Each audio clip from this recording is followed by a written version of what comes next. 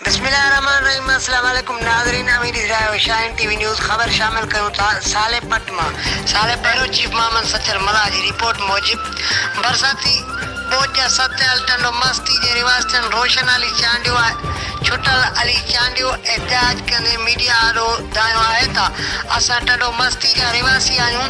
उतां जो इलाइक़ो बरसाती बोझ सबबि मुकमिल बुॾी वियो आहे। असां मजबूर थी इहो एरियो छॾे सिर बचाए साले पट में अची वेठा आहियूं। हिननि चयो त जीअं त हलंदड़ बरसात में असां खुलियल आसमान हेठि अची वेठा आहियूं, हिन महिल ताईं खुलियल आसमान हेठि वेठा आहियूं।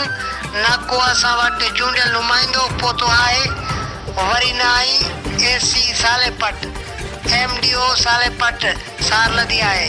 ही वीचारा मजबूर थी पंहिंजा अबाणा कख छॾे हिते अची वेठा आहिनि। जन खे हिते को ॼाणे ई सुञाणे ई हिननि तफ़सील ॾींदे ॿुधायो त ही जेके खटूं या बिस्तरा ॾिसो था, ही हितां जे रिवासनि बार बिरादरी जे माण्हुनि असां ते तरस खाई ॾिनियूं आहिनि।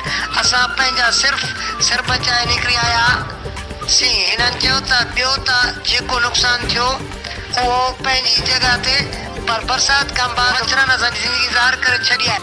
सॼी राति जागी काटण ते मजबूर थी आहियूं। हिननि वस वारनि ऐं सरहदी वारनि खे अपील कई आहे त फी सबिलिल्लाह असां मिस्किननि जी मदद कई वञे। पुरमीरत जाऊं बोट तबाही मचाए छॾी, घर विया, टपड़ विया, घाट विया, का शइ न तबाही जे मंज़र सां अची असां जेको आहे हिते पहुताऊं। असांजे न को पुछणु आयो, न ॻछणु आयो, न को ॼण आयो। बेघर छा वेठा आहियूं। असांजी हुकूमत खे तव्हां अपील कयो का मदद मिले, को टेंट मिले, को खाधो मिले, या कुझु शइ असांजा बचा धचा हर शइ बीमार तव्हां ॾिसो था, हर शइ तबाही जो मंज़र आहे।